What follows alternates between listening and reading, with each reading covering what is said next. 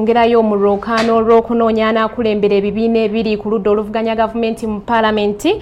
Olunwe nga lusongeddwa ku bantu basatu okuli Cecilia Ogwal, Nandala Mafaabi ne Ibrahim Ssemujjunganda. Olwaleero tukuleetedde bwino akwata kwabo ababiri abali ku mbiranye nga y'ono Nandala Mafaabi ne Cecilia Ogwal. Jowaria Nasaka alina bino. Oluvannyuma lw'abakubiriza ba paalamenti okulondebwa olunaku olw'eggulo, kati okubisanya okw'amaanyi kwolekedde ekifo kyakulira ebibiina ebivuganya gavumenti kiyite leader of opposition. Ekifo kino kibaddemu Nandala Mafaabi, omubaka wa disitulikiti y'e Budaadiri mu bitundu by'e Bugisu, naye kigambibwa nti bangi batunuulidde ekifo kino ku ludda oluvuganya gavumenti, nga muno mwe muli akibaddemu Nandala Mafaabi, Ibrahim Ssemujjunganda ne Cecilia Ogwal. Ku basatu bano anaasukkuluma asuubira okuba ng'alina enkizo kwa kibaddemu Nandala Mafaabi. Leero tukuleetedde munnamateeka ate nga munnabyabufuzi Nandala Mafaabi ne Cecilia Ogwal. Enzaalwa ya Bugisu, Nathan Nandala Mafaabi aweza emyaka 49. Yasomera ku Mbale Secondary School ne Busoga College Mwiri gye yava n'ayolekera ssettendekero w'e Makerere gye yatikkirwa diguli ye esooka mu by'embalirira n'ensimbi. Ono nno omusomesa omutendeke ku diploma gye yajja e Makerere. Mu 1993 yafuna diploma mu ssomo ly'okuwooza ensimbi ku ttendekero lya Uganda Management Institute liyite UMI. Mu mwaka gwe gumu yayitira waggulu essomo ly'embalirira z'abantu. Mu 1997 yaddayo e Makerere gye yafuna diguli y'abasomi mu by'embalirira. Awo nno mu 2016 n'atikkirwa mu ssomo ly'amateeka. Mu 1988 yatandika okukola mu kitongole ekiwooza ky'ensimbi eky'eggwanga ekya Uganda Revenue Authority gye yamala emyaka egiwerera ddala 13. Mu 2001 yayingira ebyobufuzi ne yeesimbawo okukiikirira disitulikiti y'e Budaadiri mu paalamenti, ekifo kye yawangula era nga yaddamu n'alondebwa ku kifo kyekimu mu 2011.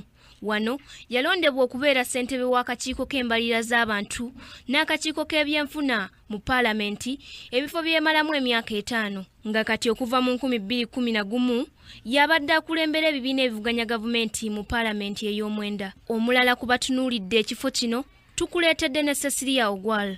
Enzaalwa ya Lango, Cecilia Barbara Atim Ogwal awereza ddala emyaka 69 egy'obukulu. Emisomo gye gisooka yagimalira wano e Uganda. Mu 1967 yagenda e Nairobi ku Nairobi University okukakalabya emisomo gye era n'avaayo ne diguli mu by'obusuubuzi. Mu kudda e Uganda yafuna diguli mu ssomo ly'enkozesa y'abantu ku ttendekero lya Uganda Management Institute. Cecilia alina certificate eziwerera ddala mu nkola y'ekikristaayo okuva ku ttendekero lya Hagai e Singapore. Mu 1979 yakolera ku embase y'e Uganda e Kenya gye yayambira bannayuganda ababundabunda okudda e Uganda.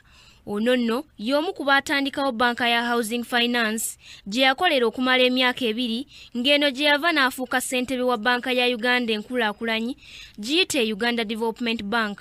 Ekifo kino yakimalamu emyaka 5. Awo nno n'atandika okwetaba mu by'obufuzi mu kibiina kya Uganda People's Congress kiyite UPC ng'akola ng'omuwandiisi waakyo, era mu kifo ky'obuwandiisi yamalamu emyaka 6.